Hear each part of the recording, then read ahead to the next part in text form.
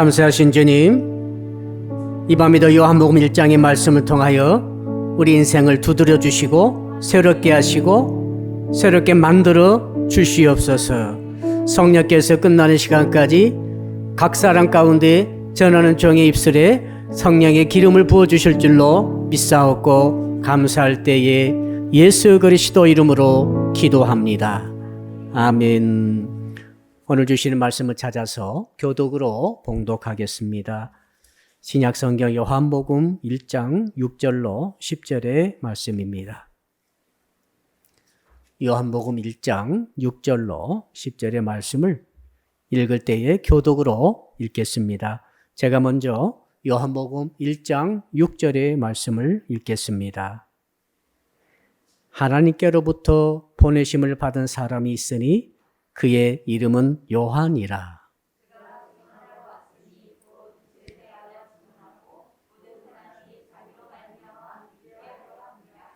그는 이 빛이 아니요 이 빛에 대하여 증언하러 온 자라.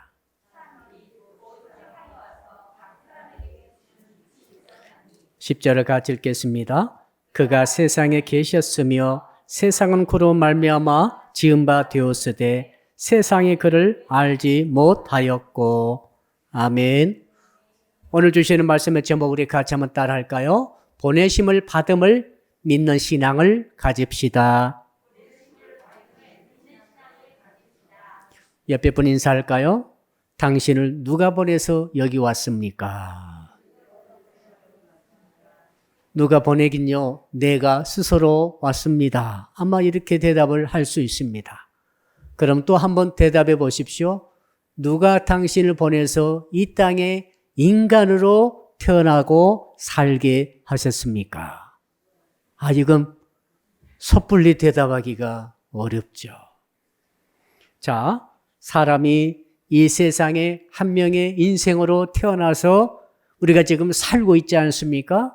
살고 있는 이유가 무엇인가라고 물을 때에 오늘 본문이 정확하게 대답해 주고 있습니다. 사람이 누가 나를 보냈는가? 이것만 알게 되면은 인생이 많이 달라집니다. 왜 그런지 아십니까? 보낸 사람이 나를 보낼 때는 임무도 주고 사명도 주고 살 수 있는 힘도 주고 여비도 주고 다 주는 것이죠. 그렇죠? 누가 나에게 중요한 신분을 시키면서 미국에 보낸다 합시다. 그 미국에 갈 정도가 되면은 비행기표도 줄 것이고 호텔비도 줄 것이고 만날 때 어디서 만날 것인가 다 알려도 줄 것이고 방법도 알려줄 것이고 필요한 모든 것을 다 주면서 보낼 것 아닙니까? 예, 그렇죠? 그러니까 하나님이 나를 이 세상에 보냈다는 진리로 지금 말씀하시는데 이것만 내가 확실히 알고 인정하고 믿는다고 한다면은 내 인생에 완전히 그 삶의 질이 바뀌어지게 될 줄로 믿습니다. 일단 우리 6절 한 말씀 다시 한번 같이 읽어봅시다. 6절입니다. 시작. 하나님께로부터 보내심을 받은 사람이 있으니 그의 이름은 요한이라. 요한이라고 하는 세례 요한이죠. 여기는 사도 요한이 아니고 세례 요한입니다. 요한이라고 하는 사람을 누가요? 하나님이 보냈다고 하는 사실을 기록하고 있습니다. 지난 시간에 1절로 5절까지의 말씀을 통해서 말씀이신 하나님께서 예수 그리스도께서 태초에 계셨는데 그분이 바로 태초라는 것은 시간도 없을 때고 만물이 하나도 없을 때인데 그 상태에서 하나님이 계셨는데 그 하나님과 말씀이신 하나님이 함께 계셨더라. 그리고 성령께서 함께 계셨더라. 그분에게서부터 온 만물이 나왔다라고 되어 있었습니다. 그 만물 가운데 우리도 들어있는 것이죠. 자, 이 태초에 계셨던 말씀이신 하나님 예수 그리스도께서 계셨는데 그분이 우리를 이 땅에 보내셨다고 말씀하시는데 지금 그 첫 번째 등장인물이 요한입니다. 요한만 보낸 게 아니라 사실은 우리 모두 각 사람을 보냈다라고 하는 것이 사도 요한의 강력한 성령의 영감받은 진리의 주장이 되겠습니다. 여러분, 그래서 만일에 하나님이 요한을 안 보내셨다고 한다면 요한은 세상에 태어나지도 않았을 것이고 요한이 했던 모든 일들은 아무것도 없었을 것입니다. 그러나 하나님이 요한을 보내셨기 때문에 요한은 태어난 것이죠. 하나님이 요한을 보냈기 때문에, 광야로 보냈기 때문에 요한은 광야에서 사역을 했습니다. 하나님의 요한을 보내서 광야에서 지금 참 빛에 대해서 증거하라고 했기 때문에 증거를 했습니다. 하나님께서 보내시면서 태어나고 일하고 받은 사명과 목적을 이루고 행동하고 살다가 때가 되니 이제 드디어 그가 순교해서 하나님께로 다시 돌아가게 된 것이죠. 세례 요한만 그런 게 아닙니다. 바로 오늘 이 자리에 지금 나와 있는 저와 여러분과 똑같은 말씀을 적용해 볼 수가 있겠습니다. 하나님이 여러분을 이 땅에 보내셨기 때문에 여러분 태어났습니다. 하나님은 전지하시고 전능하시고 절대 주권을 가지신 전능하신 우리 절대 주권자이신 하나님이십니다. 그분이 하시고자 하시면 모든 것을 하시는 것이죠. 그분이 너는 이 땅에 태어나라. 너는 한국에 대한민국에 태어나라. 너는 이 가정에 태어나라. 이런 아버지 이런 어머니 밑에 태어나라. 너는 이 교회에 가거라. 너는 이 학교에 가거라. 너는 이 사람을 만나라. 전부 사실은 하나님이 보내시는 것이죠. 하나님 모든 것을 섭리적으로 완벽하게 빈틈 하나도 없이 분추 하나도 틀리지 않고 정확하게 우리를 보내신 줄로 믿습니다. 여러분, 저는 어릴 때에 제일 궁금한 게 있었어요. 내가 어디서 나왔느냐는 거예요. 옆 사람 물어봅시다. 당신은 어디서 나왔습니까? 우리 인간이 자의식이 말이죠. 18개월이 되게 되면은 처음에 시작한다고 합니다. 내가 누군가가 궁금해지는 시기가 사실은 18개월 때부터 벌써 시작을 한다고 합니다. 18개월이 되면은 내 이름이 누구라고 말할 수 있어요. 이게 진짜 맞나요? 18개월, 야, 너는 영삼이야. 그러면 영삼이가 18개월 땐 나 영삼이라고 말합니까? 지금 너는 다 잊어먹은 것 같아요. 그러니까 18개월 또 자기 이름을 아는 거죠. 2해. 그러니까 돌이 되면, 돌이 맞나요? 돌이 아니죠. 만 2세, 24개월이 딱 되게 되면 그때 이제 어떤 것이 생기는가 하면 나는 남자가 아니고 여자다 하고 나는 여자가 아니고 남자다. 이 남자 의식, 여자 의식이 생기는 거죠. 그 나는 어른이하고 나는 애기야. 대단한 발전이죠. 이게 뭐냐면 전부 자의식의 출발인 거죠. 그러다가 드디어 사춘기 접어들면서 10대가 들어가면서 자의식이 고도로 발전합니다. 이제 엄청나게 발전하면서 갑자기 나라고 하는 존재가 느껴지는 거죠. 그 동안에는 엄마 아들, 엄마 딸, 아빠 딸 이런 식으로 뭐 이렇게 가정 안에 묻혀서 나라고 하는 존재를 잘 인식을 못하고 이름 정도 알고 남자 여자일 정도 알고 나는 애기다 정도 알고 있다가 드디어 10대가 딱 들어서면서 내가 있는 거예요. 엄마랑 다르고 아빠랑 다르며 저 사람과 다른 내가 누구냐는 거죠. 제가 엄마한테 물어봤어. 엄마 내가 어디서 왔어? 아무리 생각해도 모르겠어요. 여러분 그거 알고 있었어요? 엄마가 이렇게 말씀하셨어요. 야 너는 내 배꼽에서 나왔다. 엄마 배꼽 보여줘봐. 도저히 나올 수 없는데 어떻게 어른 그 거짓말을 잘하는지 모르겠어요. 아무튼 설명하기 어려우니까 배꼽에서 나왔다고 했는데 그러니까 엄마 배꼽에서 내가 나왔다고 해서 이해하지 못하고 누구도 알려주지 않기 때문에 궁금해하고 있다가 10대를 보냈거든요. 근데 오늘 본문에 보니까 정확해요. 하나님이 나를 보내신 거예요. 하나님이 여러분 보내셨기 때문에 여러분이 태어난 거예요. 목사님 그럼 증거를 대보세요. 여러분이 존재가 증거야. 여러분 저런 오른손으로 여러분 왼손을 만져보세요. 만져지죠? 안 만져진 분 있어요? 그러면 고스트일 수 있습니다. 귀신이 아닌 이상 만져지죠? 볼을 만져보세요. 만져지죠? 존재하고 있잖아 지금. 2022년도 오늘 8월 24일입니까? 오늘 여러분 존재하고 계시잖아요. 내가 생각하고 있고 보고 있고 듣고 있고 말하고 있고 내가 오늘 또 수요 예배에 나와서 앉아 있잖아요. 어떤 분은 허리가 좀 아플지도 모르겠어요. 어떤 분은 졸릴지도 모르겠어요. 그러나 내가 날아온 존재가 있지 않습니까? 여러분이 지금 이 땅에 살아있는 존재로서 존재하는 그 존재의 원인이 뭡니까? 최초 원인은 하나님의 여러분을 보내셨다는 거죠. 이것이 말씀이에요. 그냥 복잡할 필요 하나도 없더라고요. 왜 내가 있는가? 하나님이 보내셨다. 하나님이 보내셨다고 해서 내가 인정하든 인정하지 않든 알든 모르든 모르는 사람도 많이 있기 때문에 믿든 믿지 않든 믿지 않는 사람도 많기 때문에 자 믿든 믿지 않든 간에 나라고 하는 존재 자체가 뭘 증거하는가 하면은 전능하신 하나님의 나를 이 땅에 보내셨기 때문에 내가 이 땅에 존재하고 있는 것이다. 그러므로 하나님이 거두시면 나는 없어지는 거예요. 하나 부르시면 다 가는 거예요. 하나님이 보내셔서 존재하고 존재를 거두신 것이 죽음이죠. 없어져 버리는 것이죠. 하나님 보내시지 않은 사람은 아예 태어나지도 않았을 것입니다. 하나님께서 세례 요한을 하나님께서 보내셨다라고 말한다는 그 한 문장 6절 속에는 하나님께서 나를 이 땅에 태어나게 하셨다. 어디에요? 대한민국에. 왜 대한민국에 태어났어요? 몰라요. 모르긴요. 하나님이 대한민국에 태어나게 하셨어요. 아멘.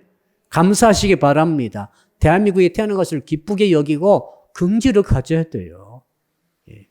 미국보다 유럽보다 대한민국이 최고 나라예요. 하나님이 나를 보내셨잖아요. 그럼 또 따질 것이 있죠. 왜 이런 엄마, 이런 아빠 밑에서 내가 태어나게 했습니까? 여러분 그런 생각 많이 해보실 분도 계실지 모르겠어요. 나는 저 친구 엄마 아빠 보니까 너무 부러워요. 그건 내 엄마 아빠는 참 부럽지 않아요. 너무 어렵고 너무 두들겨 맞기도 하고 말이죠. 여러 가지가 참 좋지 못해요. 그래서 왜 나는 이런 엄마 밑에서 태어났을까? 왜 이런 아빠 밑에서 태어났을까? 여러분 그렇게 하면 안 됩니다. 하나님이 여러분을 그 엄마 아빠 밑에서 태어나게 하셨어요. 감사하시기 바랍니다. 하나님 전능하세요. 모든 거 알고 계세요. 모든 거 할 수 있어요. 모든 계획을 다 갖고 계세요. 모든 섭리를 다 주정하고 계세요. 1분 1초도 틀리지 않도록 모두 다 움직이게 돼 있어요. 하나님의 허락하지 않고는 아무것도 일어나지 않습니다. 그런데 그런 하나님께서 나를 태어나게 하셨다는 거죠. 이 부모 밑에서, 이 나라에서. 또 하나님께서 나를 이 사랑의 빛 교회에 보내신 것이죠. 왜 나라고 사랑의 빛 교회를 개척하게 하셨을까요? 모르겠어요. 모르긴요. 하나님이 부르셔가지고 그 일을 하게 하신 거예요. 자, 이렇게 생각하다 보면은 나를 보내신 분이 누구예요? 하나님이란 말이죠. 대통령 아니에요. 누구 다른 사람이 아닙니다. 선생님이 아니에요. 하나님이 전지하시고 전능하시고 무소부재하시고 모든 걸 할 수 있고 모든 걸 알고 있고 모든 걸 계획할 수 있는 처음과 나중 되시고 처음과 나중 있기 전부터 다 계셨던 태초에 계셨던 그 말씀이신 하나님이 저와 여러분을 이 땅에 보내실 때는 뜻이 없겠습니까? 목적이 없겠습니까? 이유가 없겠습니까? 있는 거예요. 그러니까 엄마 때 물어봤을 때 엄마가 내 배꼽에서 네가 나왔다 하므로 엄마 왜 나를 이 땅에 태어나게 했어? 라고 물을 수 있겠지요. 엄마는 왜 나를 이 땅에 나가지고 나를 이 땅에 태어나게 했어? 누구 고백입니까? 욥의 고백 아닙니까? 내게 엄청난 고통이 왔을 때, 고난이 왔을 때, 통증이 왔을 때, 아픔이 왔을 때, 슬픔이 밀려왔을 때 차라리 내가 태어나지 않은 것이 좋을 뻔했는데 엄마가 나를 낳았다고 하니까 내가 태어난 것을 저주한다고 했지 않습니까? 그게 아니라 하나님께서 우리를 이 땅에 보내셨다는 것을 믿어야 합니다. 한번 제목 다시 한번 따라합시다. 보내심을 받음을 믿읍시다. 이거 믿어버리면은 시각이 달라져요. 생각이 달라져요. 이 생각을 빨리빨리 바꾸셔야 돼요. 생각이 안 바뀌니까 수십 년 교회 다녀도 삶이 똑같아요. 삶이 똑같다고요.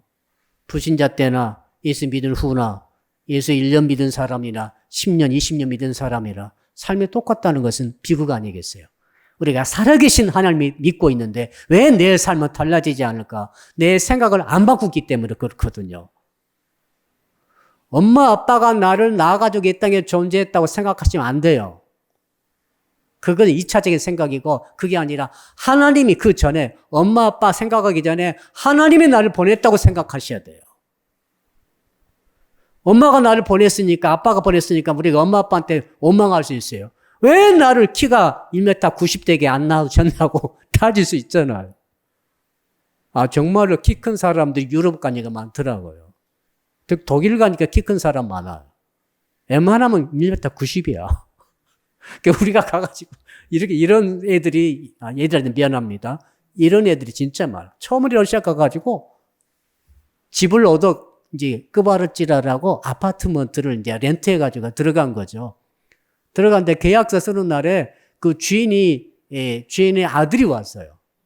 주인 아들이 이제 군대 갔다 와가지고 24살인가? 지금도 샤샤인 것 같아, 이름이 샤샤. 이 녀석의 키가 190이야. 나 동양에서 갔는데 키가 작아. 그러니까 얼굴이 또 얼마나 잘생겼는지, 흠은 없이 그냥 백인 얼굴에 블론드 머리에 1m 90짜리가 딱 와가지고 젊은 애가 와가지고 이제 계약서 쓰는 거죠. 예. 여러분, 그런 거 보면은 조금 기가 질리긴 질려요. 하나님의 여름 보냈습니까? 엄마가 아빠가 여름 보냈습니까? 확실히 합시다. 확실히. 희찬아, 너를 누가 보냈어? 이 땅에 인간을 누가 보냈다고? 하나님이 보냈어요. 엄마 아빠 오망하지 마세요. 엄마 아빠 죄 없어요. 엄마 아빠가 여러분을 이렇게 생긴 모양으로 이렇게 아무리 쭈물쭈물 해가지고 보낸 거 감자처럼 주물러서 보낸 게 아니라고요. 수제비처럼 주물러 보낸 거 아니라고요. 키가 작게, 못생기게, 잘생기게, 예쁘게, 미웃게 아무 부모에게는 고난이 없어요. 다르고 보니까 하나님이 보내신 거예요. 이걸 인정하십니까? 이걸 인정하시면 아멘 합시다. 여러분, 그러면 그때부터는 엄마 아빠 원망하지 마세요. 왜 나를 이렇게 낳으셨냐? 머리가 좋지 않게, 얼굴이 예쁘지 않게, 키가 작게 이런 생각하지 마세요. 왜 돈이 없는 부모부터 내가 태어난가? 원망하지 마세요. 엄마 아빠가 선택한 거 아닙니다. 하나님이 보내신 거예요. 왜 나는 하필은 대한민국 국민으로 태어났습니까? 6.25 전쟁 터질 때는 그런 원망 많이 했을 것 같아요. 정말 못 사고 정말 전쟁통에 막 죽어가는데 왜 정말을 잘 사는 나라에 미국 같은데 그때 얼마나 미국이 잘 살았습니까? 지금 조금 다릅니다만은 그런 생각 안 할 수가 없어요. 근데 이거 딱 믿어버리면은 하나님이 나를 보내셨다. 그래서 나는 인간으로 존재하고 있다. 이것부터 생각이 다 바뀌는 거죠. 누구를 원망합니까? 하나님 원망하면 안 되잖아요. 뜻이 계셔서 보내신 거지. 뜻이 계셔서 이 집안에 나를 보내시고, 뜻이 계셔서 이 부모 밑에 나를 태어나게 하시고, 뜻이 계셔서 대한민국 국민으로 태어나게 하시고, 뜻이 계셔서 사랑 믿게 오게 하시고. 아멘. 이렇게 보니까 하나님은 나를 보내셨다는 것만 믿어도 마음이 편안해져요. 그리고 절대 원망과 불평하지 않을 수 있는 내적 힘이 생기는 거죠. 내면의 힘이 굉장히 중요합니다. 사람은 마음의 힘이 중요한 거예요. 외모가 중요한 게 아니에요. 소유가 중요한 게 아니에요. 내가 어떤 생각을 품고 그 생각을 어떻게 확신 가지고 살아가는가, 마음에 품고 있는가, 이게 너무너무 중요해요. 우리 청년들은 사람 만날 때 그거 보셔야 돼요. 외모가 미입냐, 예쁘냐, 아무것도 아니에요. 정말 그건 행복과 굉장히 관련이 없어요. 오히려 반대가 일어나요. 예쁜 얼굴인데 마음은 미워. 그 사람 고생문이 열렸습니다. 그렇죠? 멋있게 생겼는데 싸나워. 그 자매는 고생문이 열린 거예요. 내면을 보셔야 돼요. 내면은 어떤 생각을 품고 있는가. 어떤 생각과 어떤 사상 가지고 어떤 마인드를 가지고 어떤 멘탈을 가지고 어떤 이 원리를 가지고 그 마음을 가지고 있는가. 이게 굉장히 중요한 거죠. 하나님이 나를 보내셨다 이 생각 가지신 분을 여러분 고르시기를 축복합니다. 그 사람 정말 그렇게 믿는다고 한다면은 아무도 원망하지 않고 불평도 하지 않고 사나워지지도 않고 학대하지도 않을 것입니다. 그분은 말이죠. 오직 하나님과 모든 것을 해결하려고 달려들 것입니다. 하나님을 전능하다고 믿고 전지하신 분, 모든 걸 계획하고 계신 그분께 모든 것을 아뢰고 달려가게 되는 줄로 믿습니다. 이게 신앙 아닙니까?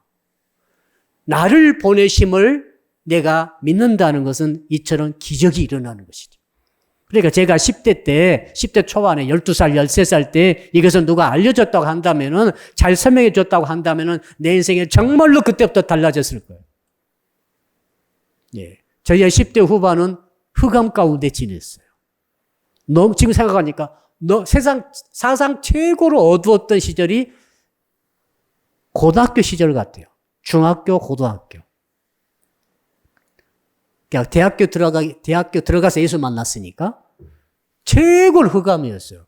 지금 생각해보니까 왜 그런가 생각했더니 이걸 6절을 모르는 거예요. 6절 다시 한번 읽어봅시다. 6절을 모르면 이렇게 됩니다. 6절 시작. 하나님께로부터 보내심을 받은 사람이 있으니 그의 이름은 서연이라. 자기 이름을 넣었어요. 그 이름은 효진이라. 여러분, 내 이름을 넣어가지고 거기 한번 읽어보면 얼마나 좋을까요? 자, 그렇다면은 뭘 알 수 있습니까? 한번 따라합시다. 하나님이 보내심을 믿을 때에 방황이 사라집니다. 제가 10대 때 방황한 이유가 있었어요. 누가 나를 보낸지를 모르는 거예요. 진짜 몰랐어요. 그러니까 다가오는 환경, 처지, 여건, 대학 가라고 시험 보니까 열심히 공부하라는데 공부하기 싫은 거예요. 공부할 힘이 없어요. 물론 공부도 못했습니다만은 내가 원하는 건 공부가 안 돼. 내가 생각할 때는 공부를 잘할 것 같았는데 그 밑에까지밖에 못 가. 그러니까 답답했어요. 자, 수많은 외로움이 밀려왔어요. 너무 외로운 거예요. 왜 이렇게 삶을 외로울까? 중학교 때까지는 외로움을 하나도 몰랐어요. 너무 까불고 살아가지고 말썽 피우고 말은 할 수 없는 말이 많습니다. 중학교 때. 아무튼 말할 수 없어요, 그거. 근데 고등학교 갈 때부터 너무 외로운 거예요. 이제 사춘기 시작된 것 같아요. 그래가지고 외로운데 해결할 방법이 하나도 없어요. 자, 우리 청소년들, 청년들 보면은 이해가 되는 거죠, 이제. 방황하는 애들 보면. 근데 그때 이 말씀을 들었다고 한다면 내가 달라지지 않았을까? 정말 내가 청소년부를 열심히 다녀가지고 정말 진실로 이 6절의 말씀을 내가 받아가지고 내가 알고 보니까 내 엄마 아빠가 나를 보낸 게 아니구나. 하나님이 나를 보내셨구나. 하나님 나를 이 고등학교 보내셨구나. 이 학교에 보내셨구나. 이 교회에 보내셨구나. 이런 사고가 그때 진짜 내 생각으로 믿었다고 한다면은, 그 다음 내가 이 직장에 갈 때도 이 직장 하나님께서 나를 보내셨구나, 이 직장에. 뭔가 달라지지 않겠습니까? 하나님께서 나를 하여금 이 사업을 하도록, 이 가게를 열도록 하셨구나. 웬만한 어려움이 와도 굴복하지 않을 것 같아요. 포기하지 않을 것 같아요. 그리고 낙심좌절하지 않을 것 같아요. 그러니까 방황하지 않을 것 같아요. 근데 누가 나를 보내는가를 모르니까 방황하는 거예요. 방황이 굉장히 심한 것 같아요. 근데 가만히 보니까 많은 사람이 방황하고 있어요. 자, 돈을 벌었어요. 근데 누가 보낸지 모르면 방황해요. 돈을 벌었어도 자산 많아도 방황해요. 자, 높은 자리에 올라갔어요. 총리 됐다 합시다. 국회의원 됐다 합시다. 대통령이 됐다 합시다. 누가 보낸지를 모르면 그 자리에 올라가가지고 방황하는 거예요. 엉터리를 할 수 있어요. 자, 결혼을 생각해 봅시다. 결혼하는데 친구들이 다 결혼해. 나도 결혼해야지. 또 엄마 아빠도 결혼하라고 그러고 친구들도 다 결혼하고 우리 청년 때는 결혼 안 하면은 죽는 줄 알았어요. 지금 생각하니까 속은 거야. 결혼 안 해도 되는데 결혼 못하고 30 넘어버렸다. 죽는 줄 알았어. 지금 전혀 아니죠. 죽기는 뭐가 죽어요. 잘 살고 있는데. 무슨 말인가 하면은 이 친구 저 친구 딱 결혼하니까 나도 결혼해야지. 하나님이 보내신 줄 모르면은 결혼해가지고 방황하는 거예요. 차라리 그런 사람 결혼하지 마세요. 결혼해가지고 방황한 우리 형제들을 절대 결혼하지 마세요. 프로포즈 하지 마세요. 알았죠? 그 여자를 책임지기 싫으면 프로포즈 하지 말라고. 결혼해가지고 방황하는 게 뭐야, 지금. 자, 그러니까 돈 벌어가지고 방황하고, 성공해서 방황하고, 결혼해서 방황하고, 이게 왜 그런가 하면은 하나님이 보내신 것을 모르기 때문에, 혹은 믿지 않기 때문에, 혹은 인정하지 않기 때문에 그런 것입니다. 바꿔봅시다. 하나님이 나를 보내서 결혼했다. 얼마나 행복하겠어요. 그렇죠? 성격도 다르고, 체질도 다르고, 식성도 다르고, 첫날 밤 자는데 한쪽에 드륵드륵 코를 골면은 후회가 막 되는 거예요. 괜히 결혼했구나. 한숨도 밤에 못 잘 수도 있거든요. 자, 그러면은, 그냥 하나님 나를 보내셨어. 이렇게 생각하신 분은 코 고는 것을 자장으로 생각하고 잘 거예요. 근데 내가 왜 너를 만났지? 그날부터 후회하는 사람은 굉장히 가정이 위험해지죠, 이제. 그렇지 않겠어요? 직장도 마찬가지예요. 하나님 나를 이 직장 보냈다 생각하면은 웬만한 뭡니까? 직장 가면 많이 있잖아요. 텃세가 있잖아요. 이런 것 견딜 힘을 얻어요. 그러므로 이 직장 방황하지 않게 되죠. 이 사업 저 사업 방황하지 않게 되고, 이 사람 저 사람 왔다 갔다 하면서 방황하지 않게 되죠. 너무너무 중요한 것 아닙니까? 진정한 행복은 어디서 오는 거 하면은 소유에서 오는 거 아닙니다. 누가 제일 행복합니까? 안정된 사람. 만세 반석 같은 사람. 한 번도 마음이 달라지지 않아. 그대로 평안을 유지하는 사람. 옆 사람에 삽시다. 당신이 바로 그 사람이죠? 세상이 무너져도 마음은 평안해. 똑같아, 그 사람이. 어떤 사람은 너무너무 왔다 갔다 하죠? 아침에 이랬다, 저녁에 이랬다, 화냈다, 웃겼다, 울었다, 울다만 난리가 나죠? 나에게 잘해줬다, 못해줬다, 신실한 것 같다가 나를 배반했다가, 지금 정말로 어려운 분들이 많습니다. 불안해서 믿을 수가 없어요. 근데 하나님이 나를 보냈다는 사람은 안정돼요. 평안이 와요. 세상이 뒤집어져도 마음은 똑같아. 상황이 바뀌어도 사람이 똑같아. 나에게 한 번 잘해준 사람이 계속 나를 잘해줘. 사업이 잘 돼도 사업이 못 돼도 자기 앞길이 막혀도 아무튼 사람이 똑같은 사람이 있어. 왜 그럴 힘이 어디서 옵니까? 하나님이 나를 보내셨으니까. 하나님 나를 보내가지고 너와 사귀게 해서 당신과 만나게 해서 우리 교회에서 한 목장으로 만나게 해서 우리 팀으로 만나게 해서 이런 생각을 갖고 있으면 말이죠. 그 사람의 별 왔다 갔다 한다 할지라도 견딜 힘과 붙들어줄 힘이 생기는 줄로 믿습니다. 너무 중요하지 않습니까? 자, 하나님 나를 이 목사의 직분에 세우셨어요. 그러면 이게 하나님이 나를 세우셨구나 생각하게 되면은 어떤 생각하게 돼요? 별 흔들림이 없어요. 근데 1년 목회하다가 사업을 갈까? 1년 사업하다가 다시 목회하다가 사업 가다가 목회하다가 왔다 갔다 하다가 인생 끝났네. 이런 분도 계셔요. 왜 그러겠어요? 하나님이 날 보냈다는 하나님의 부르심, 소명과 하나님의 주신 사명이 불확실한 거죠. 이게 불확실하면은 전부 흔들립니다. 가정도 흔들리고 인생도 흔들리고 목표도 흔들리고 다 흔들려버려요.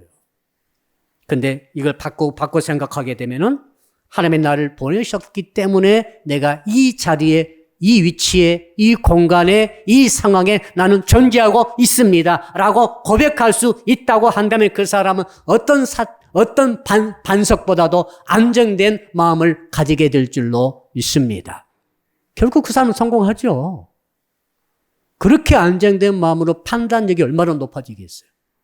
얼마나 능률이 올라가겠어요? 불안이 없는데? 두려움도 없는데요? 두려움 왜 없겠어요? 하나님은 나를 보내셨으니까 두려움 없는 거죠. 하나님은 나를 보내지 않고 내가 왔다면 얼마나 두렵겠어요? 내가 이 일을 시작했다. 두렵죠? 불안하죠? 내가 결정했으면 얼마나 두렵고 불안할 거예요. 깨질까봐 두렵고 불안하고 망할까봐 두렵고 불안하고 하나님이 나를 보내셨습니다. 불안할 게 뭐가 있어요? 두려울 게 뭐가 있어요? 혹시 내가 가는 도중에 죽는다고 한다면, 하나님 나를 부르시는구나. 가시면 되는 거예요. 가시면 돼요. 그러니까 담대한 거죠. 그러니까 용감할 수 있어요. 자, 따라합시다. 행복은 소유가 많은 사람의 몫이 아니라 목적이 분명한 사람의 몫입니다. 목적이 어디서 오는가 말이죠. 나를 누가 보냈는가 따라서 목적이 달라져 버리죠. 하나님이 나를 보내셨기 때문에 내 목적은 뭐예요? 하나님의 목적이요. 돈 버는 게 목적 아닙니다. 행복한 것도 목적 아니에요. 행복이 나를 보낸 거 아니거든요. 돈이 나를 보낸 거 아니에요. 누가 보냈다고요? 누가 보냈어요? 하나님이 연을 보냈지 않습니까? 그러므로 나의 궁극의 목적은 하나님인 거예요. 하나님이 나를 보낸 것은 하나님을 위해서 살다가 하나님께 돌아오라고 하는 하나님의 보내심인 거죠. 결국 우리는 말이죠. 이 땅에 살다가 다 갑니다. 어디로 갈 거예요? 아무리 돈 벌여서 의학이 발전한다 할지라도 줄기세포 치료해도 소용없어요. 소용없다고요. 다 가는 거예요. 다 보고 있지 않습니까? 하나님께로 다 가는 거예요. 저는 이 날이 기다려지고 있어요. 이 날을 기다리면서 어떤 생각 드는가 하면은 이 날을 준비해야 되겠다는 생각이 자꾸 들고 있는 거죠. 인생이 별거 아니에요. 하나님 보내시면 오는 거예요. 태어나기 싫어도 와야 돼. 왜 나를 낳냐고, 태어나게 하냐고 하지 마세요.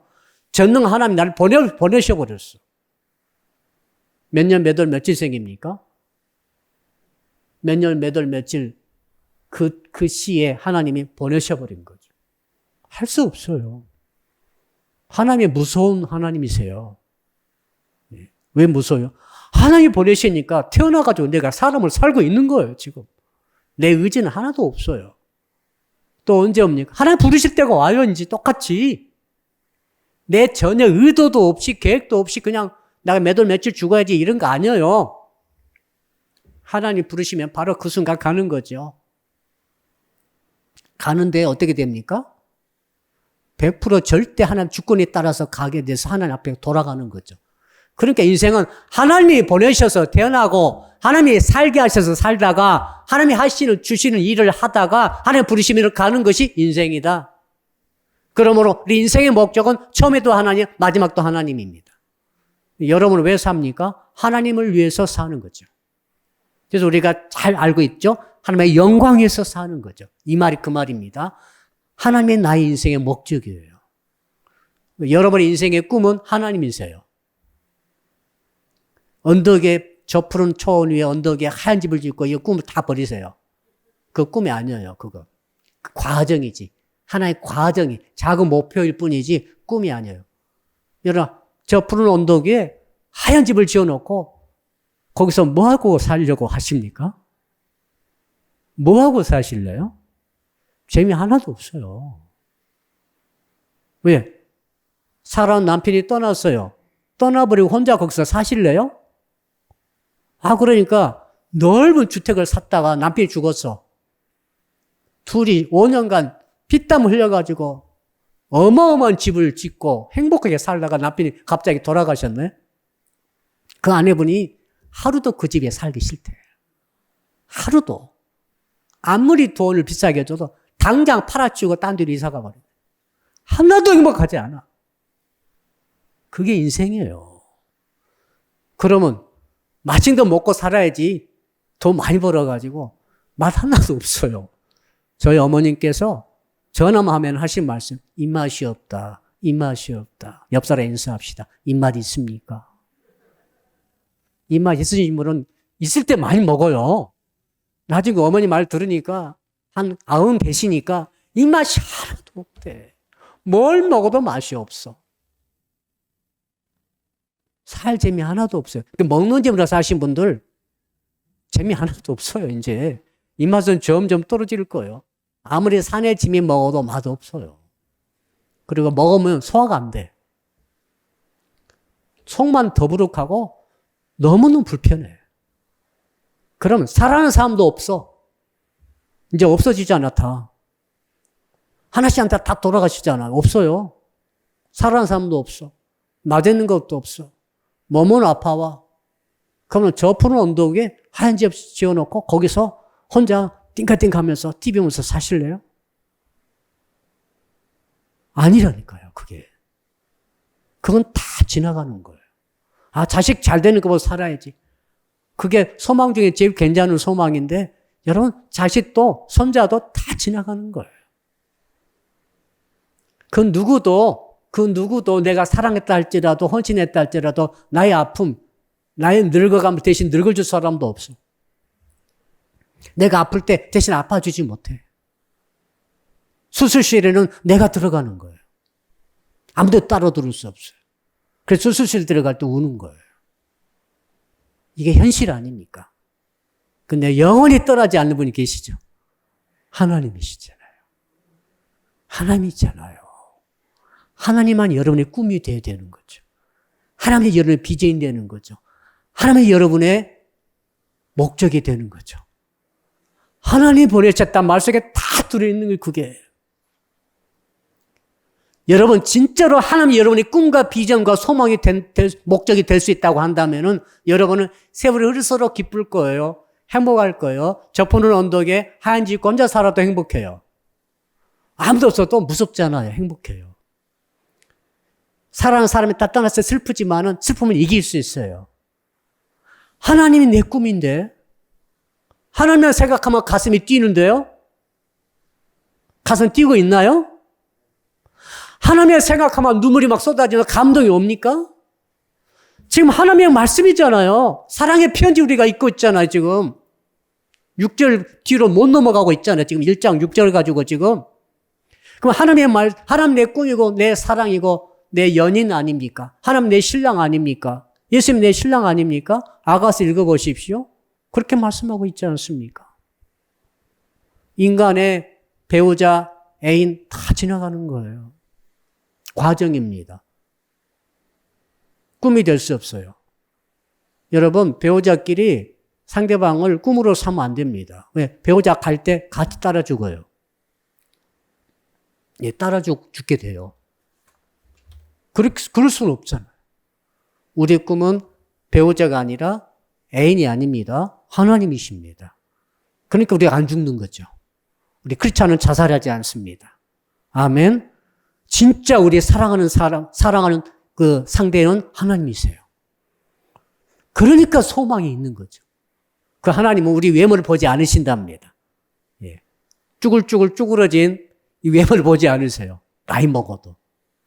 우리 영혼을 보신다고 했지 않습니까? 이게 신앙의 세계 아닙니까? 그러니까 우리는 시간이 흐를수록, 세월이 흐를수록 6절 말씀 믿으신 분들은 더 신이 나는 거죠. 감사가 되어지는 거죠. 좋지 못한 환경 가더라도 낙심하지 않아요.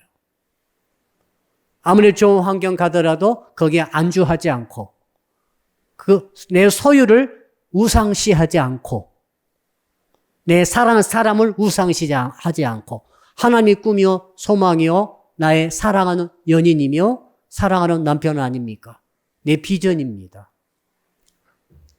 자, 내가 하는 일이 크다고 그래서 사람들 알아준다고 그래가지고 뻐길 수 없어요. 네. 하나님이 최고의 나의 모든 것이기 때문에 교만할 수가 없어요. 그리고 내가 가진 게 너무 작다고 그래서 내가 하는 일은 보잘것없다고 그래가지고 내 외모가 보잘것없다고 그래가지고 내가 기가 죽지도 않습니다. 정말 하나님을 친구로 삼고 연인 삼고 목적 삼고 나를 보내신 분은 하나님이라고 확실히 인정하고 믿고 고백하는 그 사람이 어떻게 합니까? 세례 요한처럼 사는 거예요. 할렐루야. 자, 그러면은 7절 같이 읽어볼까요? 7절 시작. 그가 증언하러 왔으니 그 곧 빛에 대하여 증언하고 모든 사람이 자기로 말미암아 믿게 하려 함이라. 그러니까 하나님이 나를 보내셨기 때문에 하나님이 보내실 때 의미 없이 뜻 없이 목적도 없이 이유 없이 심심해서 보내실 것입니까? 어쩌다 보니까 우연히 보내셨을 리가 없어요. 완벽한 뜻과 계획과 목적 가지고 우리를 보냈는데 그게 뭡니까? 임무 아닙니까? 사명 아닙니까? 세례 요한을 하나님께서 보내셨다고 말씀하시면서 사명을 두 가지를 주시죠. 첫째, 빛에 대하여 증언하고. 따라합시다. 빛에 대하여 증언하고. 첫 번째 목적 아닙니까? 우리의 목적 아닙니까? 하나님이 우리를 이 땅에 왜 보내셨어요? 이렇게 행복하게 자식 잘 길러서 성공시키라고 보내셨습니까? 일부분 목표로 맞습니다만 그게 완전한 목적은 아니에요. 그게 아니에요.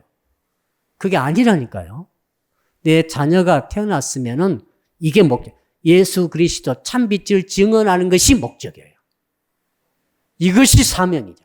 그럼 내가 자녀 낳아서 자녀를 출세시켜서 잘 키워야지 기본적인 목표가 되겠습니다만 진짜 목적은 그게 아니라 내 자녀 통해 예수 그리스도를 증언하는 것이 진짜 목적이 있는 거죠. 이제 여러분 이렇게 생각하셔야 돼요. 왜 내가 이 직업을 가졌습니까? 왜 내가 이 사업합니까? 왜 내가 이런 사람 만났습니까? 왜 내가 이런 현장에 이 현실에 있습니까? 자꾸 물어보셔야 돼요. 목적 한 가지죠. 증언하라. 너는 그 직장에서 나를 증언하라. 그 일을 하면 나를 증언하라. 학생들 왜 내가 이 학교에 가야 됩니까? 그 학교에서 나를 증언하라. 왜 내가 이런 사람을 만나야 됩니까? 내가 너를 만나게 된 그 사람에게 나를 증언하라. 증언이 목적이라니까요. 딴 게 아니라 부자든 가난하든 많이 배웠든 적게 배웠든 좋은 환경이든 좋지 못한 환경이든 모든 환경, 처지, 여건 속에서 우리는 참 빛이신 예수님을 증언해야 합니다. 그러라고 우리를 보내신 거지. 증언하라고 보내신 거지. 근데 입을 닫고 있으면 그건 하나님께 보내신 사명을 감당하지 않고 있는 것이잖아요. 두 번째 사명이 뭡니까? 목적은 모든 사람이 자기로 말미암아 믿게 하려 함이라. 따라합시다. 나로 말미암아 믿게 하는 것이 사명입니다. 여러분 지금까지 예수 믿고 오늘까지 오셨는데 여러분 때문에 예수 믿는 사람이 얼마나 있습니까? 여러분 때문에 실제 지금 예수 믿는 사람이 있다. 손 들어보세요. 있다. 한 명 이상 있다. 한 명 이상 있다. 손 들어보세요. 나 때문에 예수 믿는 사람이 진짜 없는 것 같다. 손 들지 마세요. 부끄러우니까. 만약에 여러분 때문에 진작에 제가 말하는 거예요. 나 때문에 예수를 믿는 사람이 없다고 한다면은 나는 지금 뭐하고 살았나 물어보셔야 돼요. 나는 돈도 벌고 자식도 잘 키우고 출세도 하고 정말 똥덩어리가 살고 있는데 나 때문에 예수 믿는 사람이 한 명도 없다. 그렇다고 한다면은 주께서 나를 보내신 목적을 이루지 아직 못한 거죠. 지금부터라도 해야 되겠죠. 아멘. 지금부터 해야 돼요. 제가 예수 믿고 1년, 2년, 3년, 4년, 5년 안에 제일로 많은 숫자를 전도한 것 같아요. 오히려 신학교 와가지고 전도를 많이 못한 것 같아요. 그래서 이렇게 간접 전도를 했겠지, 이제. 시켜가지고 전도를 했겠지만은 내가 직접 나 때문에 예수 믿는 사람을 만드는 일은 평신도 시절에, 초신자 시절에 그때 만난 사람들을 내가 말로, 증언함으로, 두 번째는 보여줌으로 해서 예수 믿게 만든 사람이 그때 제일 많았어요. 이상하죠. 그 후로는 별로 없었어요. 왜 그런가 했더니 이게 하나님이 나를 보냈다는 것이 확실해야 되거든요. 왜 보냈는가? 증언하라고 보냈다. 내가 나를 증언하라고 보냈다. 두 번째는 네가 만나는 사람, 왜 내가 이 사람 만나야 되니까? 네가 만난 그 사람은 나를 믿게 하도록 내가 너를 보냈다는 거죠. 더 이상도 이하도 아닙니다. 이게 모든 거예요. 어제 인도네시아 선교사님 만났습니다. 그 선교사님이 10년 남았는데 계속 인도네시아 계시겠다. 왜 계시겠냐 그랬더니 아이들이 그렇게 많대요. 청소년들이 그렇게 많다는 거예요. 그러니까 아이들과 청소년들이 잘하잖아요, 이렇게. 그 애들이 뜨겁게 제일 많이 모이고 이렇게 잘 되니까, 그거 바라보고 거기 계속 있겠다는 거죠. 고생스러워도. 저도 똑같다고 그랬어요, 생각이. 똑같습니다, 저도. 이제 곧 하나님께 갈 텐데, 하나님께서 너 때문에 예수 믿는 사람이 누구냐고 물으실 거 아닙니까? 안 물으실 것 같아요? 7절 말씀을 보세요, 지금. 두 가지를 너 증언했니? 증언은 믿고 안 믿고는 상관없어요. 증언이 중요한 거지. 예수님을 판빛을 증언하는 게 중요하고, 그 다음에 나 증언 많이 했는데 믿게 만든 사람 하나도 없다면 이제 삶이 문제죠. 예수 증언했는데 늘 사기를 쳐. 늘 사람을 괴롭혀. 사장님이 딱 돼가지고 신우회를 조직했는데 신우회 안 나오면은 고가 점수를 깎아버려. 그러니까 직원들이 막 투덜투덜 욕을 하면서 사장님이 만들어 놓으신 신우회에 들어가가지고 예배를 드려. 속으로는 예수 절대 안 믿어. 사장님을 욕하고 있어. 그리고 사장이 간다거나 그 회사 나오면 예수 믿겠어요, 안 믿겠어요? 절대 안 믿어. 욕하면서. 그런 사장이 있었다고. 이 세상 사람의 눈이 정말 쉽지 않아요. 어떻게 됩니까? 진짜 잘해줘야 돼요.